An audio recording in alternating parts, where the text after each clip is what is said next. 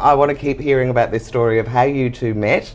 And you were talking about LinkedIn before we went to the break. So tell me, because LinkedIn I've done a massive 360 myself on LinkedIn. Yeah, that's so have I. Because we all? Well, because it used to be, well, let's just talk about it first. It used to be like almost like ads. You'd just go on it and it would be, I think you should do this and here's my experience of doing, you know. And then all of a sudden for myself, about 18 months ago, I went, I'm going to treat it like Facebook.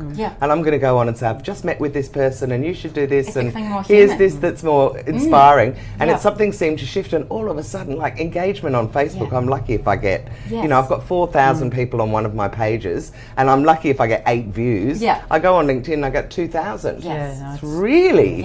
And you get to, you know, that way of messaging people. So anyway, I'll stop waffling. No you worries. Start. So I am always looking at LinkedIn to see who I can connect with. Living in Tasmania and in a small community, I was finding it hard to reach like-minded people. And then somehow Helen's portfolio came up, and I read it, and I looked at the work that she'd been doing and the sort of person that she is, and I thought, wow, wouldn't it be amazing to connect with this person? Oh, so you just reached out cold. Yes. Okay. Like I had with a lot of a other cold people. call. Do it all the time. So I did that, but then she messaged back, and then she asked for my number. Right. And I was like, oh my goodness. It's a human person. And then she phoned me. I was gardening. I was gardening, and this beautiful person took a chance and called me to say, hey, how are you? What are you doing with your life?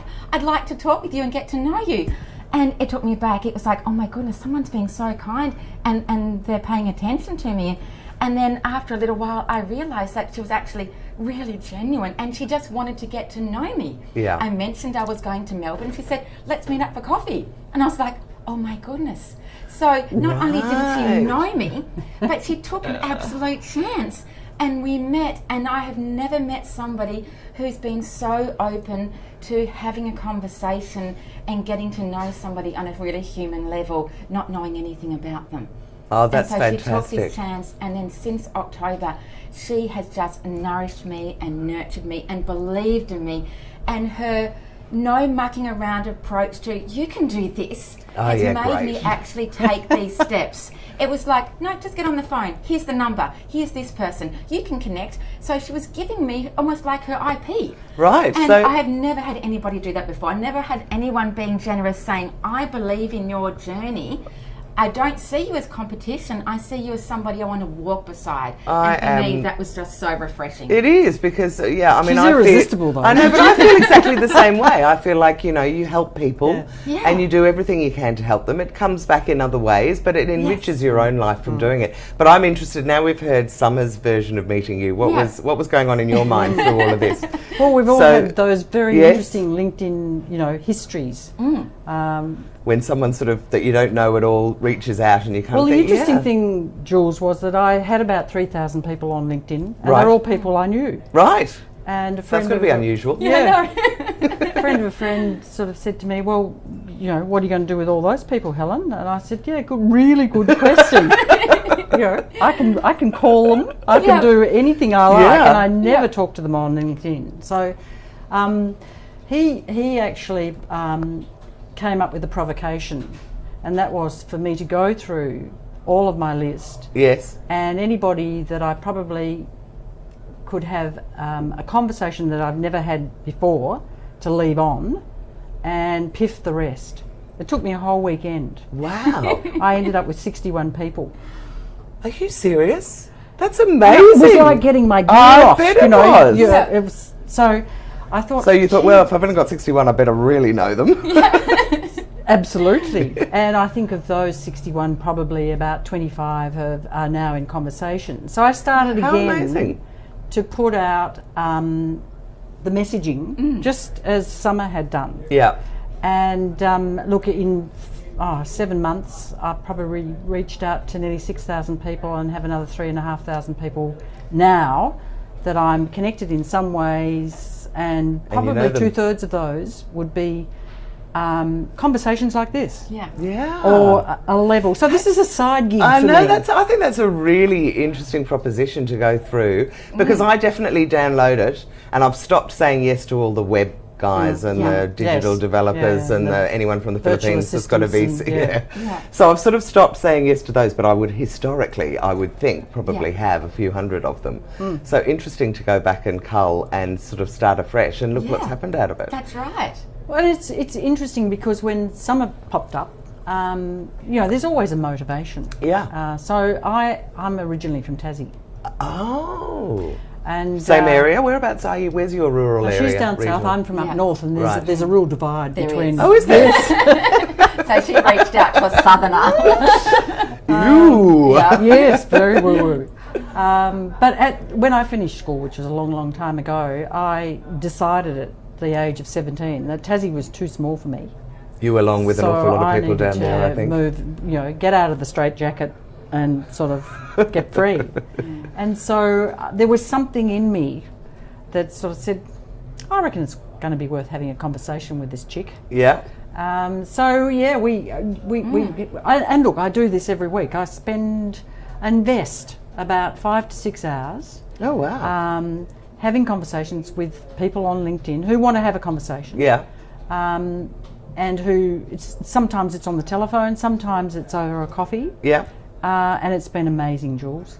I'm going to have a coffee with you. That sounds fantastic. Well, I'm finding out what's really going on in the world, I bet which you is are. really a major and important part of what it is that you can do. Yeah, as well. Some of this stuff hasn't been published yet. Right. It's all out there. And people are surprisingly generous and open and warm and enthused. And I think I'm... Which is a reflection of you as well. Yeah, I would have to say, right. People like attracts like, and if you've got a whole lot of false people around, they're not going to like you any more than you like them, really. Yeah. Well, the art of conversation is something I'm curious about. So I've had a bit of practice over time. So we got to connect and we agreed that we'd meet. Yeah. Well, that was... we were sitting in the foyer of the Western Hotel in Melbourne, and I don't think either of us took breath. No, we didn't. We didn't. For how long? Oh, about an hour and a half the first time. It would have been That's close not to bad for a first it would have been meeting. a couple of hours. Right. So I think we kind of fed off each other. Yeah. This is about two expressives. Yeah. High energy, high curiosity, high creativity, and I Bouncing off each other. see in this gorgeous person a lot of what I feel and see in myself. Yeah, right. And a lot of it was around probably recognising some levels of frustration. Yeah. A lot of resilience. Yeah. Lacking a bit of confidence. Yeah. I've been there. I was going to say you could actually probably have that as a list for most women. Yeah. Are like that when they start off in business.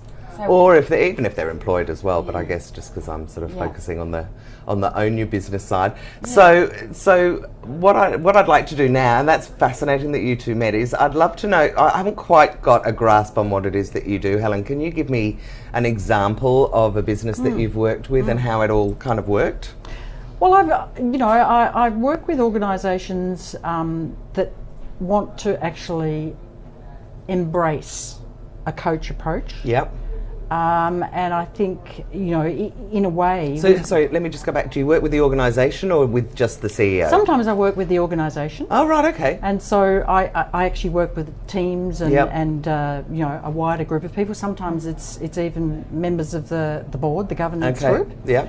But invariably there's people who get excited about either having conversations or get connected to my energy and want to have some conversations. I mean, look, one really good example is a mate of mine. We both went through the MBA program many years ago through the AGSM.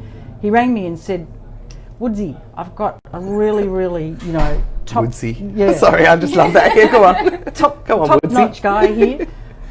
Who is probably CEO material, but he's struggling.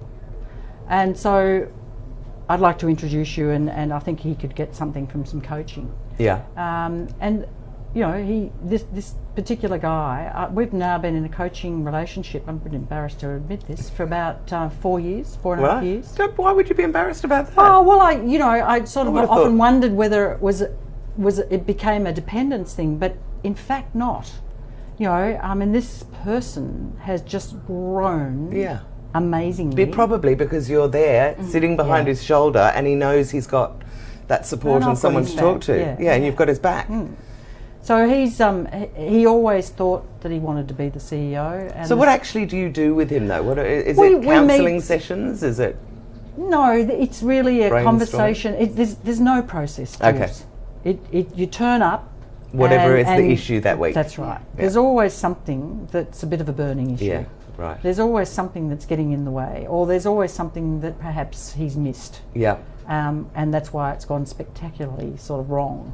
Right. So it's unpacking a lot of that stuff. And this is not about just the tactics and the tasks. This is about getting to something that's much deeper. You mentioned it, but because of course we all bring our baggage everywhere. I mean, you can't get rid of it just because you've suddenly become CEO. So I'm interested, well, partly because there aren't loads of female CEOs, but do you work with sort of a lot of women, or is it mainly in the CEO confidential kind of role? Is it mainly men? Men and women. Yeah, but a lot of women. And are there any sort of typical issues that women have that you notice that it's slightly different to men? Look, I think I think that there's more modern vernacular now around diversity. Yeah. And diversity is fantastic, but it's not just about gender. No. It's about ideas, and it's about a whole lot of things. So and it's not about lip service either. That's the other thing. I actually got an email from someone this week about a conference that's being held for women on International Women's Day with, out of the 3 speakers, 2 were blokes. And I ended up having to send the guy an email, and I just said, I'm just letting you know I can't go to this because I just so fundamentally disagree. But I also went, you're a bloke running a business for women, holding an event on International Women's Day. There are hundreds of great female speakers. Yes. Would you like me to introduce? And he said, no, I'll give you a call and tell you why this is so diverse. And I'm just like, he doesn't know what's going to happen by the time I have a chat with him. Yeah.